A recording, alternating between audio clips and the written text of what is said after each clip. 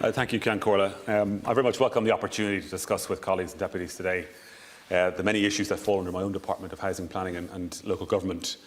I recognise that many people might want to focus on the issue of housing in particular because it is so important, but I would like to speak, if I have the time, to issues that have happened around the planning area, local government, Irish Water, our fire and emergency services and Met Éireann as well.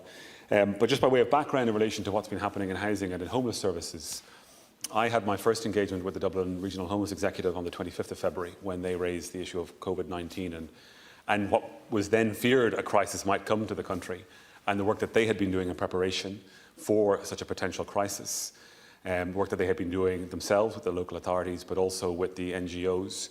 And then in a further meeting that I had with the Taoiseach, with staff from the Department of Health, from Safety Net and others up in Grange Gorman, we learned that actually as early as January, people in the health sector were working around what potential challenges we might face should we experience the kind of crisis we have now experienced. And because of their great efforts and their great foresight early on, I think a huge amount of work has been done to protect some of our most vulnerable citizens, those that are homeless in emergency accommodation or sleeping rough, to get them, to keep them safe in the crisis that we've been experiencing.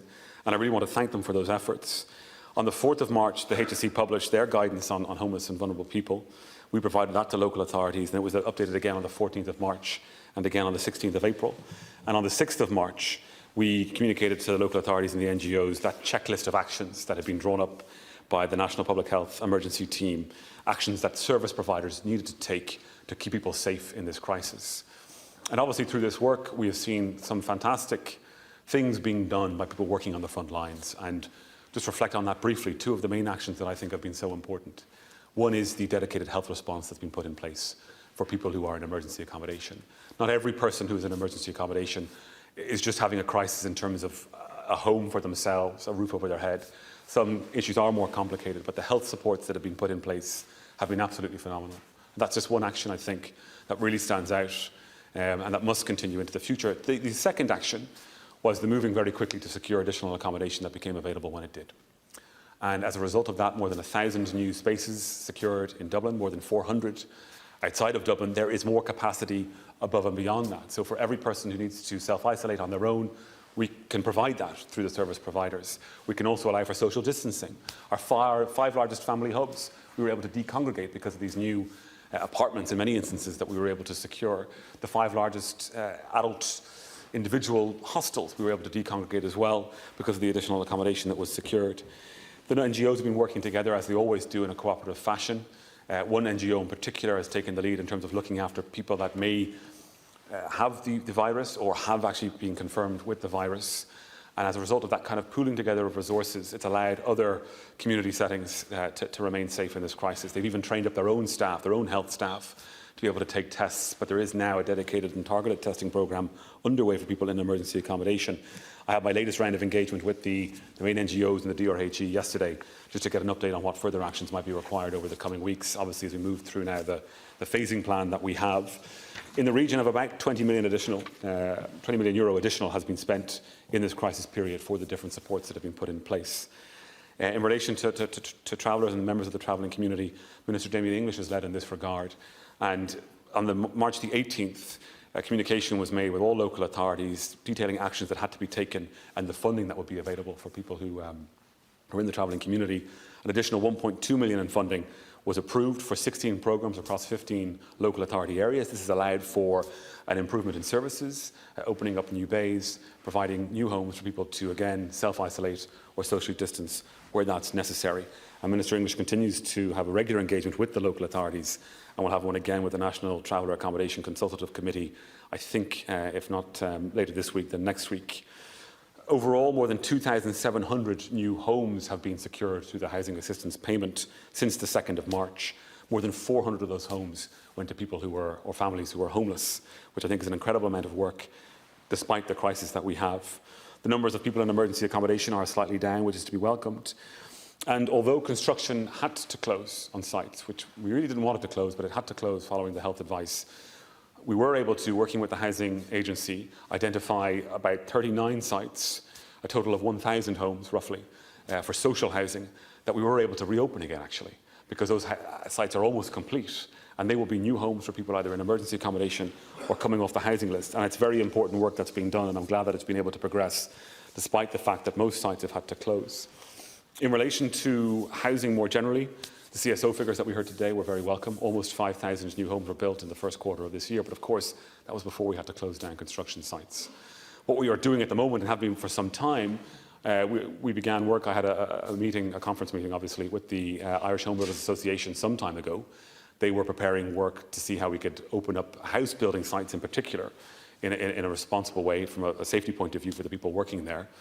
That then became part of a larger piece of work around construction more generally, and we hope now from the 18th of May, using that framework, that guidance, to be able to open up construction sites in a safe way, because it's crucial that we continue to build new homes.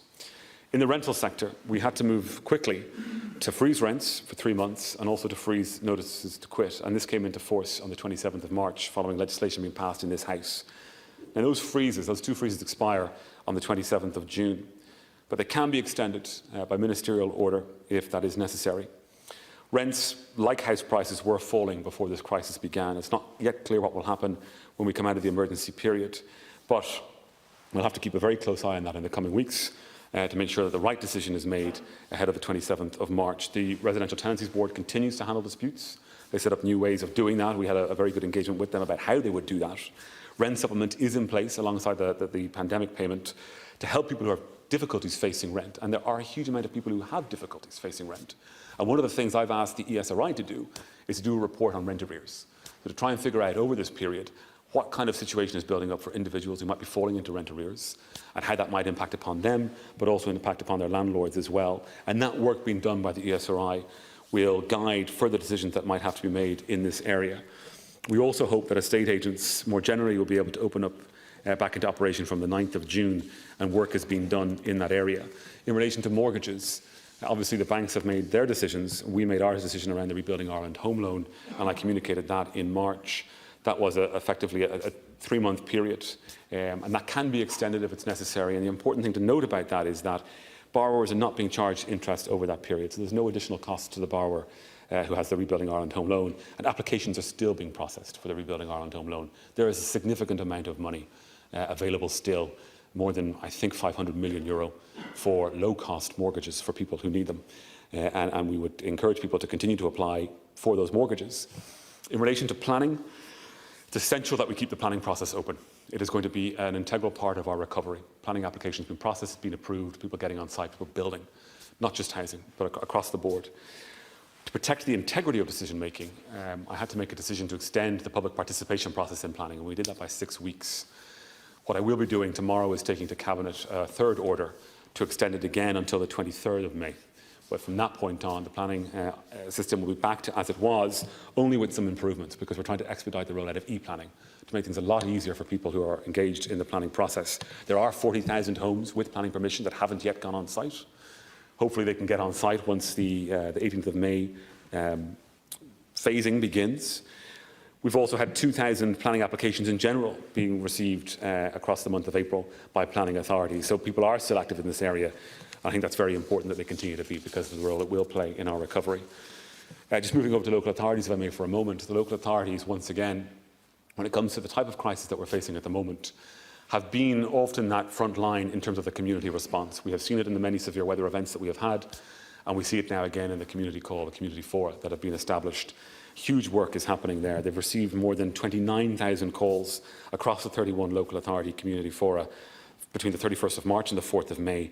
The Alone national helpline that was set up as well, they've received more than 17,000 calls since the beginning of March. So those community bodies really, really important in terms of protecting people and looking after people in their communities during this crisis.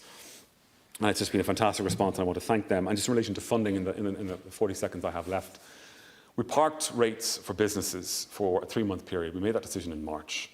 Very important, because small businesses, as we've seen up and down every road, village and in our cities, have had to close. We've since made the decision, and it was announced last Saturday, that for a 3-month period from the 29th of March, rates for businesses that had to close will be waived. Now, €260 million has been secured for local authorities to fund that gap. So they will not be without that rates money for that period. For pubs that closed a little earlier and some childcare facilities, they won't be pursued for rates. And we now also have the Restart Fund being led by the Department of Business, which will act either as a rates waiver or a rates rebate into the future. If a business, for example, decided to go for the waiver option, that's 15 months of no rates bills that they will face. I know rates for some businesses is only a small part of the cost of doing business, but I think it's an important way in which we can help them get back on their feet and adapt to the new realities. It's €500 million in funding so far, secure for local authorities to help them fill that gap for businesses. Thank you, Ken. Thank you for those opening remarks, Minister.